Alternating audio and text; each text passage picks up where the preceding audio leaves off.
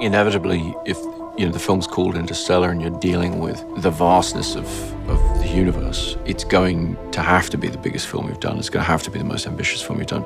And that takes a number of different forms. What I wanted to do in the design of the film, and I spoke to Nathan Crowley, my designer, about it very early on, is that I want to abandon the idea of futurism. And we will just present things as they are now, essentially, even though the story is set in the future.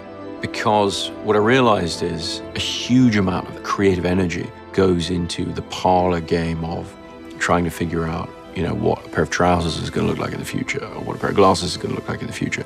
And you're never going to get it right. I wanted to eliminate that thinking entirely from the design process so that we could put our efforts elsewhere and hopefully produce something that was actually a little more timeless. So I looked to the best examples of that I knew, and Caine and MacKenzie is certainly one of them. The other one we looked at from a more technical point of view is The Right Stuff, Philip Kaufman's film, which is much, much more technically accomplished than I even realized when I saw it as a kid. It prompted us to try and do much more in camera, to try and create a much more real environment for the actors inside the spaceships rather than relying on green screens. It really pushed us in a much more adventurous direction.